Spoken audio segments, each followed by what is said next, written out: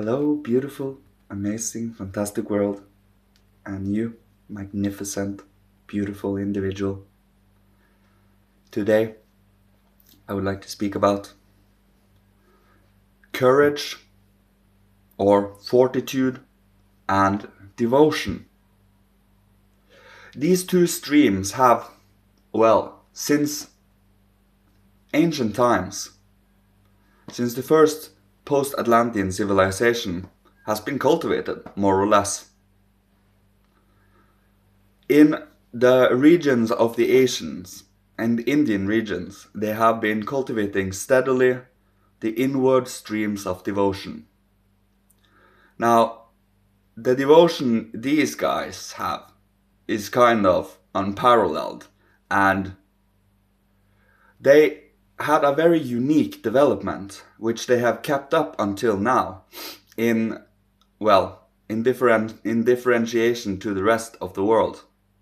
You see, India has always been, haven't you noticed, they have kind of always been protected truly against being not Indian anymore. They have always had their culture because they have been kind of watched over by higher powers to stay steady in the stream of devotion.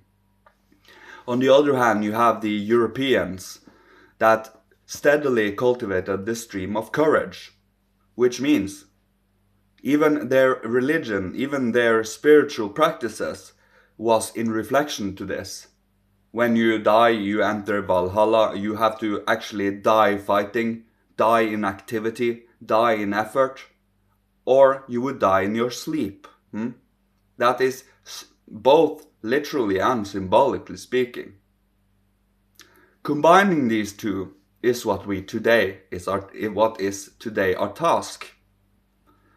To have devotion for the cause, the path, what we stand for, the higher powers down here on earth. You know, being more or less a dwelling place, a temple, an extension of higher powers. We cleanse and purify and practice, as much as possible so that we can in the end get to extend our hand to them and become part of this whole beautiful, beautiful cosmic dance, consciously. It requires, of course, a lot of practice, time, effort, and dedication. And that is where courage comes in. The courage to hold to your values, to hold to the practices, to not make fun of yourself, but to take it sincerely. You see, the more seriously you take this, the more sincerely you take it, with honesty, with devotion, the more you connect directly to these beings. They are kind of devotion themselves.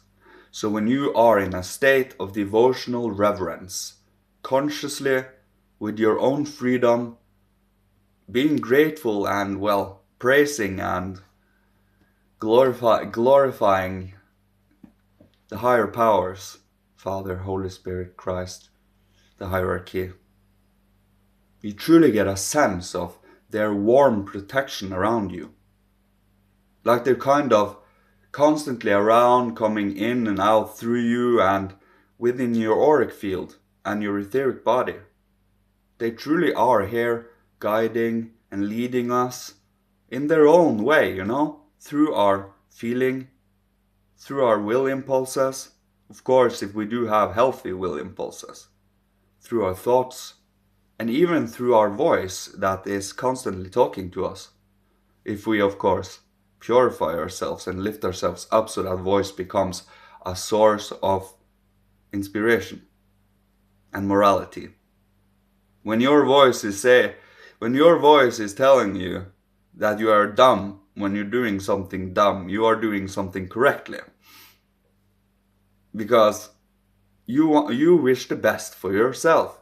And when you wish the best for yourself, you know what that feeling is and you wish the best for others. Because, you are treating yourself equally to the rest of everyone else you meet. Every individual you meet, you treat with the same love you treat yourself.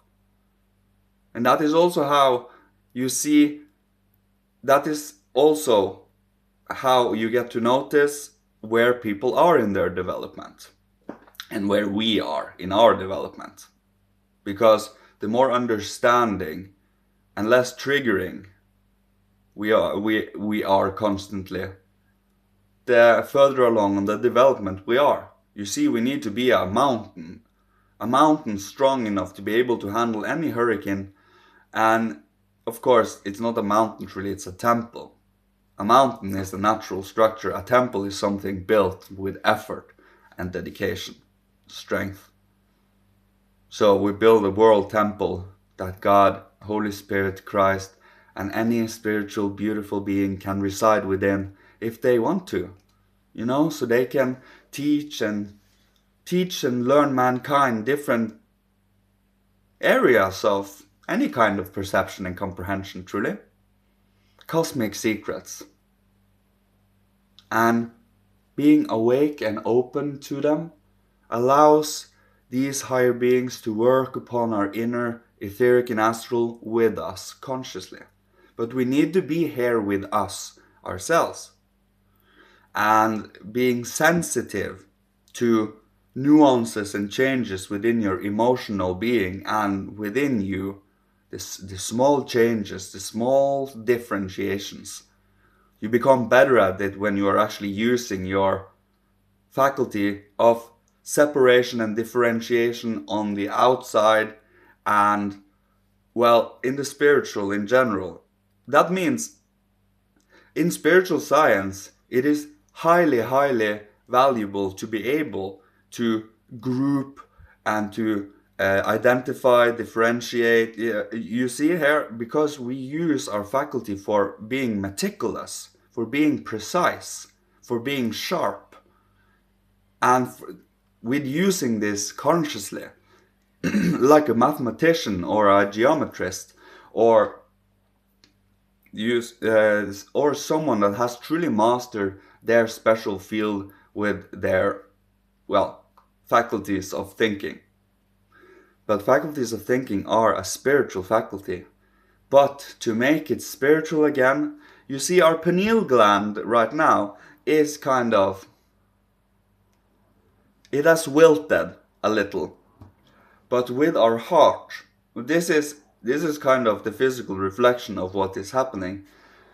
With our heart, our love, morality, beauty, sense for the good, the true, and the beautiful. The blood around our heart etherizes and becomes more spiritual. It pumps up to our brain and up to the pineal gland and renewing it, bringing about a clairvoyance that comes from our love. And this clairvoyance is permanent.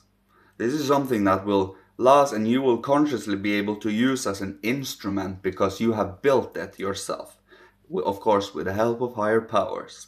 We cannot do this alone. These higher beings impress upon us our future organs, you see. I have said it before in videos, but they go and flow through us and within our etheric astral, and impresses upon our etheric astral being the future organs that will become physical in later incarnations. And we are to give it the right proper nourishment to grow them. And it, through courage and devotion, these two streams connected together, that forceful outwards nature, of course, in this case, it is more directed towards development instead of, war and battle like the ancient, like the olden Europeans, and not to become completely, to not do anything, and to become completely shut away from the world either. In the middle there, the perfect middle between devotion and courage. And the courage to hold love, the courage to stand for something good, the courage to be sensitive. Sensitivity is not a curse or anything. Once you want to turn off this sensitivity, why do you want to turn off your guiding system? Is it too much? Is it too intense? Can't you handle it? That is the bombarding of, lower beings all around us. They are pressing upon us everywhere. So to hold the courage and devotional strength, to hold them back and to be able to balance the Luciferic and the Ahrimanic with the Christ as a fulcrum, standing on the narrow path, walking on a knife's edge, sticking to love, which is harder than it sounds, because you actually need to have insight, concepts and symbols, and, well, a structure around such living, and that you can only learn through practice and through building it. You can speak about it once you have done it enough, right? You can speak about experience because you have done it, so you have something to take from. And that is what we are practicing, to bring our spiritual science to practical life, pervading and penetrating every single aspect of it, because it is a magnificent, wonderful tool, a wonderful, wonderful lens. Spiritual science is meant so that we can understand where we are today and to stop, breathe, and to observe where we are now, what is happening now from our own inner being. What we are meant to cultivate today, not what we were meant to cultivate in ancient Greek and Roman times, not in ancient Egyptian times or Persian times or Indian times. No, we are meant to cultivate what we are today, the consciousness soul. To become conscious again of our own actions, to see through our own eyes, to, well, be free again and not let ourselves walk and live on automatic, but truly grab life by the hand and waltz. Let life lead you, because life, the truth, the way, the life. Elijah, Moses, Buddha. Christ. Christ is the life. Christ is the guidance. He became the life when he passed on the cross. Of course, Buddha is also part of this. He is closely related to my practices. So the Maitreya Buddha will come in about 3,000 years. The Buddha, bringer of good, which has the most sublime wisdom that will, the beautiful, beautiful, loving words that will. It can't be imagined right now, because there doesn't exist organs to speak such amazing words. But the Maitreya Buddha is, well, the Bodhisattva that is today is follower of the Christ, you see. They are not just purely Buddhist. The Christ is guiding the Bodhisattva, and the Maitreya Buddha will truly be a being that is hand in hand with the Christ principle. And love always comes from it, compassion. And Buddha was a true teacher of compassion. They are very much. Buddha taught everything is suffering. And the Christ came later and said, yes, everything is suffering. And through me you can ease and heal that suffering. Through your life you can get to redeem yourself and bring about healing and growth, love, understanding, and so on. So, I think I will leave you with this. May Father, Holy Spirit, Christ, my God, higher hierarchy, ancient masters of old, ancestor from every incarnation, bless, protect, guide, and love you. And may you, of course, keep on going on your path and find out what you are meant to share with the world. So that be courageous, be yourself, find out who you are and shine it out.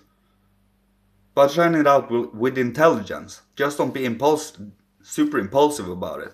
Be a little calculated, you know? A little controlled. Because in the middle there is the perfect. You never go too boom and never go too. It is not overly emotional, not overly cold. It is that. But it is love there. Love. And I send that love to you. Because I have faith, love, and hope in you and your path and your awakening. And we will awaken even more individuals. And even more individuals. And this stream of divine love and morality, ethics, beautiful, beautiful truth, transparency, will take root and strengthen and strengthen and strengthen. The more individuals are putting work into themselves and this stream, because we are doing it to heal ourselves and humanity. So never lose sight of humanity and the world. Always be part of the world. I will leave you with this. Goodbye. Love you.